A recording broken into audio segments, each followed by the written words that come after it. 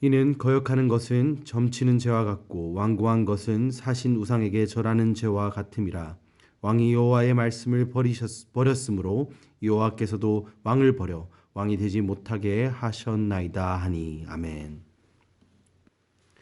교회 주일학교 학생들이 하던 게임 중에 메시지를 전달하는 게임을 하는 것을 본 적이 있습니다. 첫 사람에게 사회자가 메시지를 전달하고 첫 번째 사람이 두 번째 사람에게, 그리고 두 번째 사람이 세 번째 사람에게, 그리고 그 다음 사람들에게 들은 메시지를 정확하게 릴레이로 전달하는 게임이었습니다. 대략 7명에서 8명의 학생들이 이야기를 전달하였는데 그 결과가 매번 이야기의 내용이 마지막 사람에게서 바뀌어지는 경우가 많았습니다. 왜 그런지 가만히 살펴보니 이야기가 전달되는 과정에서 자신이 들은 내용 외에 자신이 생각한 내용이나 자신이 이해한 설명을 더하다 보니 몇 사람에게 이야기가 전달된 후에는 처음 메시지와 그 전달되는 메시지가 많이 달라진 것을 보았습니다. 우리의 신앙생활도 이러한 것 같습니다. 우리의 신앙생활의 성패는 메시지가 정확하게, 하나님의 메시지가 주신 말씀이 얼마나 우리에게 그대로 전달되는가 아닌가에 따른 것 같습니다. 하나님의 말씀을 듣고 그대로 이해하고 그것을 우리의 삶의 행동으로 옮겨낼 수 있느냐 없느냐에 달려 있는 것입니다. 하지만 들은 대로 행한다는 것은 절대 쉬운 일이 아닙니다. 하나님의 말씀을 들을 때 나의 생각과 나의 상황이 더해져 우리에게 주신 하나님의 말씀을 우리는 종종 잘못 이해하기도 합니다. 그리고 어떨 때는 내가 원하는 방향으로, 내가 원하는 말씀만 골라서 하나님의 말씀을 나의 이야기와 내가 원하는 것으로 의식적으로 끼워 맞추어 듣기도 합니다.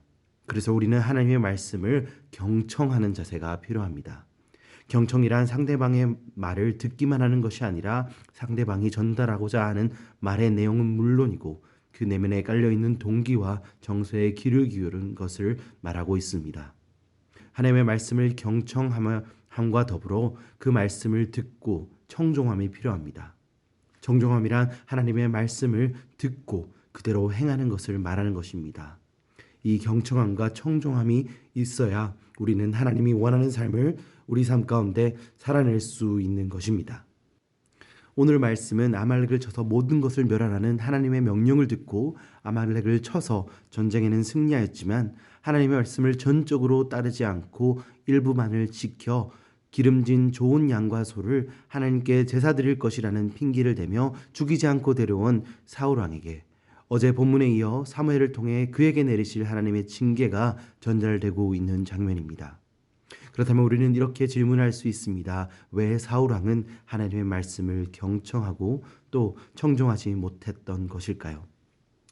사무엘은 17절 말씀에서 왕이 스스로 작게 여길 때 하나님께서 이스라엘의 왕으로 사울을 기름 부으셨다고 말씀하고 있습니다. 그가 스스로 작게 여겼다는 말은 하나님의 말씀 앞에서 자신의 생각과 자신이 원하는 것을 하나님의 말씀에 더하거나 혹은 자신의 뜻대로 변화시키지 않았다는 것입니다.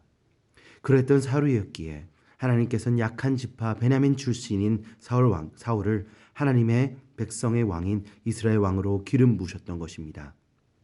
하지만 19절 말씀에서는 아말렉을 치라는 명령을 받은 사울 왕이 여호와께서 악하게 여기시는 일을 행하였다고 사무엘은 말씀하고 있습니다.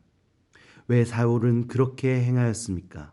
눈앞에 있는 기름지고 좋은 짐승을 원하는 그의 탐심이, 그의 마음이 하나님께 들은 모든 것을 멸하라는 말씀을 좋은 소와 양을 죽이지 않고 데려오라는 것으로 그의 마음속에서 바꾸었기 때문입니다.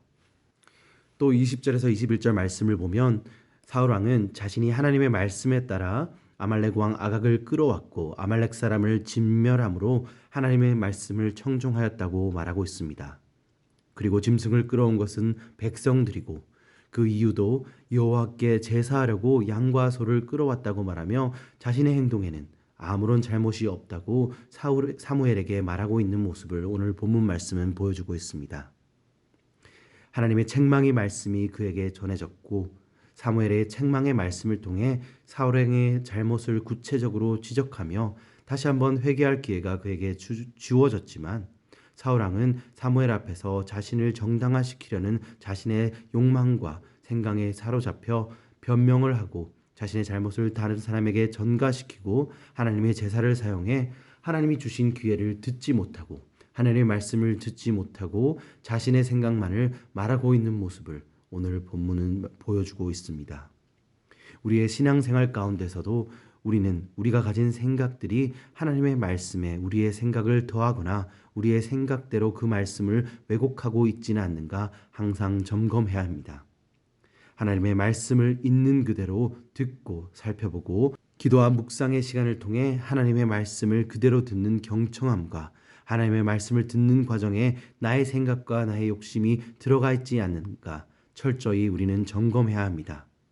특히 말씀 가운데, 나의 행동 가운데, 삶 가운데 하나님이 기뻐하시지 않는 행동과 부분이 생각날 때 우리는 하나님 앞에서 그 삶의 부분을 겸손히 받아들여 그 말씀하심을 그대로 받아들여서 하나님께서 말씀을 통해 우리에게 주시려는 메시지를 빼거나 더함 없이 경청함으로 그대로 받아들여야 할 것입니다. 그리고 하나님이 원하시는 그 삶의 방법과 방향을 살아내는 하나님의 말씀을 청종함이 우리 삶 가운데 있어야 하는 것입니다. 하지만 많은 크리스천들이 이러한 하나님의 메시지가 우리에게 주어질 때 하나님의 말씀을 그대로 받아들이기보다 사울왕이 사무엘의 책망을 자신의 정당화시키려고 한 변명으로 그에게 대답한 것처럼 우리의 잘못과 행동을 정당화시키려는 모습을 많이 보이기도 합니다. 하나님께서 말씀을 통해 바꾸시기 원하는 삶의 부분을 바꾸기보다 그것을 우리의 생활 속에, 우리의 신앙생활 속에 열심이나 혹은 내가 가진 물질을 들임으로 나의 삶을 바꾸지 않고 나의 행동을 정당화시키려고 하는 모습을 우리는 종종 보게 되고 또 우리는 우리의 삶 속에서 그러한 모습을 보이기도 합니다. 하지만 이러한 행동과 이러한 열심과 이런 물질적 드림은 하나님께서 원하시지 않는 행동일 뿐만 아니라 하나님의 말씀을 거부하는 행동이며 하나님의 뜻을 자신의 행동이나 가진 것으로 대신할 수 있다는 하나님을 업신여기는 죄임을 우리는 깨달아야 합니다. 그렇기에 23절 말씀에서는 하나님의 말씀을 거부하는 이러한 행동을 살아계신 하나님을 의지 않고 점을 치거나 우상을 의지하는 행동과 같다고 말씀하시고 있는 것입니다. 22절 말씀에는 제사를 드림보다 하나님께서는 그분을 청종함을 더 원하신다고 말씀하고 계십니다. 그리고 그 말씀을 듣고 따르는 것이 제사와 수양의 기름보다 더 하나님께서 원하시는 것임을 말씀하고 있습니다. 하나님께서는 우리가 드리는 헌신과 우리가 드리는 예물을 기뻐 받으십니다. 그러나 여기에는 한 가지 조건이 있습니다. 헌신과 예물을 드리는 사람이 하나님의 말씀을 경청하고 그 말씀을 청종하는 자야만 한다는 것입니다. 물질과 인간적인 열심이 아닌 하나님의 말씀을 듣기를 사랑하고 그것을 위해 우리의 삶을 드리는 자의 헌신과 예물을 하나님께서는 기뻐 받으신다는 말씀인 것입니다. 이후 이스라엘 역사 가운데 이러한 마음이 없는 제사를 하나님께서는 많은 선지자를 통해 그러한 제사를 멸시하셨음을, 그러한 제사를 기뻐하지 않으셨음을 우리는 구약의 말씀 가운데 살펴볼 수 있습니다. 그렇다면 우리의 삶과 우리의 예배는 어떻습니까?